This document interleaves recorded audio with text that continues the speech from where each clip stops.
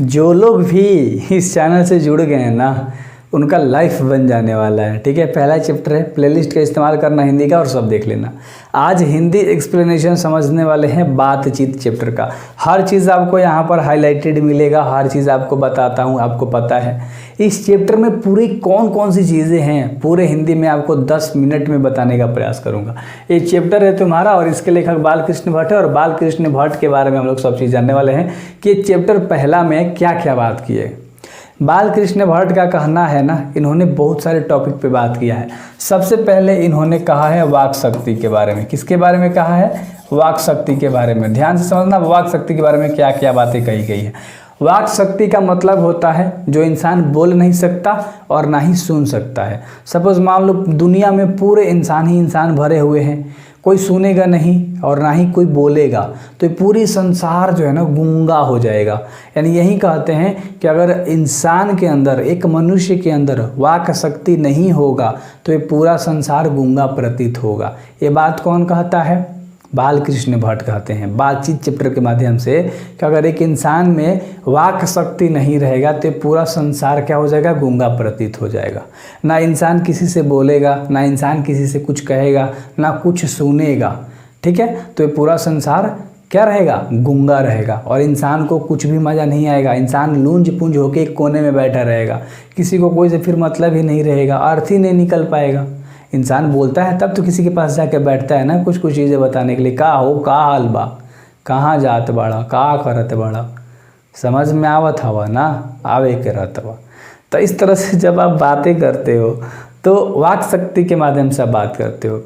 बालकृष्ण भट्ट ये भी बताते हैं कि इंसान को ना अपने आप में एक ऐसी शक्ति बिल्ड करनी चाहिए जिसको हम आत्मवार्तालाप बोलते हैं।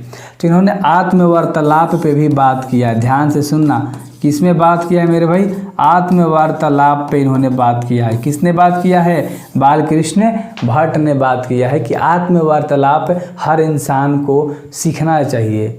यानी कि हर इंसान में एक ऐसी शक्ति बिल्ड होनी चाहिए, विकसित होनी चाहिए, जिससे वो पहले अपने आप से बात कर ले, फिर जाके दूसरे इंसान से बात करे, जिससे वो प्रेम से रह सकता है, क्रोध नहीं करे। क्योंकि इंसान कुछ भी बोल देता है, किसी के सामने बोल देता है मेरे भाई। ठीक है, और इसी बीच में एक और आ गए थे, तीसरा में एडिशन आ गया था। किसने?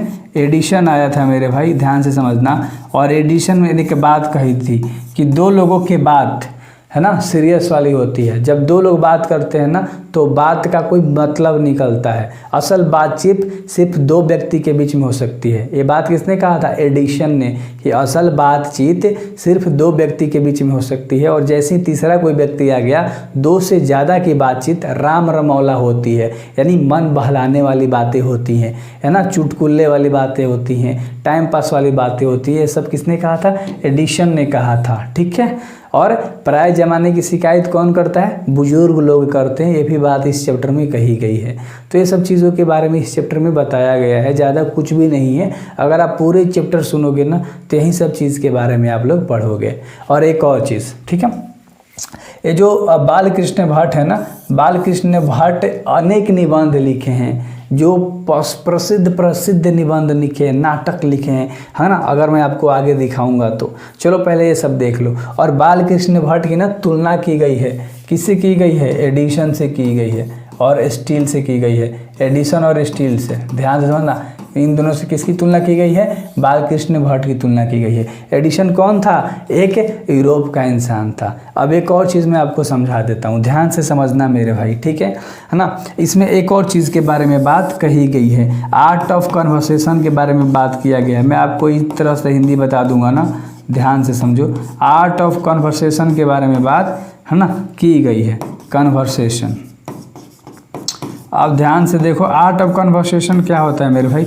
आर्ट ऑफ कन्वर्सेशन एक बातचीत करने का कला होता है जो कि यूरोपीय लोगों के बीच में प्रसिद्ध है। यानी इस कला का इस्तेमाल कौन करता है? यूरोप के लोग करते हैं। किसका? आर्ट ऑफ कन्वर्सेशन का इस्तेमाल कौन करता है? यूरोप के लोग करते हैं। वो कुछ इस तरह से आपके सामने बात रखेंगे ना, आपसे कुछ इस तरह से बात करेंगे ना कि आप उनकी तरफ मोहित हो जाओगे, आप उनकी तरफ प्रभावित हो जाओगे, आपको बहुत अच्छा लगेगा। आपको ऐसा लगेगा ना कि जैसे मानो कोई एकदम प्यार कर रहा है, कोई एकदम मतलब आप अट्रैक्ट हो जाओगे, सिंपल सा बात है, ठीक है, ज़्यादा क्या ही बोलना। और एक और चीज़, ठीक है, इसमें एक और चीज़ बात किया गया कि अगर इंसान अच्छे तरीके से बोलता है ना तो उसको हम बोलते हैं गुड़। ध्यान से समझना, अगर इंसान को बोलने आ रहा है और वो सोचकर और अच्छी अच्छी बातें जब वो बोल रहा है, अच्छे से बोल रहा है, तो उसको हम गुड़ बोलते हैं। और जब इंसान वाचाल होकर बात करता है, ध्यान से खाली सुनो ना यार, जब इंसान वाचाल होकर बात करता है यानी क्रोधित में बात करता है,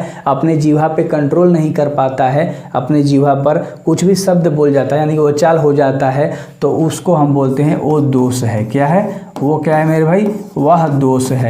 तो उम्मीद करता हूँ कि आपको सब चीज़ समझ में आ गया। बालकृष्ण भट्ट कहते हैं कि जब इंसान अच्छे तरीके से बात करता है तो वह उसका गुण है, और जब इंसान वाचाल होकर बात करता है तो वह उसका दोष है। अब जब इंसान बोलना सीख जाता है ना तो उसे महान बनाती है। आप अगर किसी से बोल रहे हो तो आप महान इंसान हो, अच्छे तरीके से अगर आप बोलोगे तो।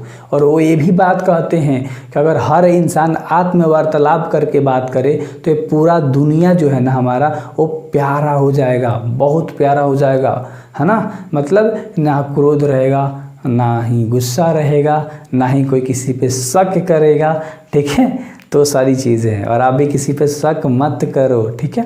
ये बोलते हैं कि इंसान ना अपने मनोवृत्ति में कुछ ऐसी चीज़ें सोचने लगता है ना जो फ्यूचर में होगा ही नहीं।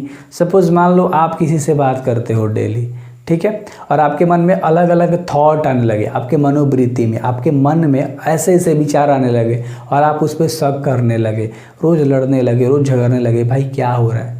जो हो गए नहीं हो कि तुम क्यों शक कर रहे हो? कुछ तो ट्रस्ट होना चाहिए। तो वही चीज़ें हैं कि इंसान अपने मन में कुछ ऐसी चीज़ें सोचने लगता है ना जो फ्यूचर में होगा ही नहीं, ठीक है। तो इंसान अपने मनोवृत्ति के अंदर, अपने मन के अंदर ऐसे चीज़ें सोचने लगता है, ऐसा कोई भी बात नहीं है। तो उम्मीद करता हूँ कि आपको अच्छे से समझ में आ गया होगा। इतनी गर्मी में मैंने आपको स्टोरी बताया है ना इस चैप्टर के बारे में, तो यार सब्सक्राइब करना बनता है, लाइक करना बनता है, समझ रहे हो। मज़ा आएगा, मेरे साथ पढ़ाई करो, मैं हूँ ना, मचा दिया जाएगा। So best of luck. Share करना इस वीडियो को अपने दोस्तों में कि एक चैनल ऐसा है कि जहाँ पर तेरे को 10 मिनट में हिंदी समझ में आ जाएगा। कोई भी चैप्टर का प्रश्न उत्तर कर लोगे, सारांश कर लोगे, ऑब्जेक्टिव कर लोगे, और मैं आपसे बस इतना ही चाहता हूँ। So thank you very much मेरे भाई। आई होप कि आप सपोर्ट करोगे इस मेहनत के लिए, इस गर्मी के लिए।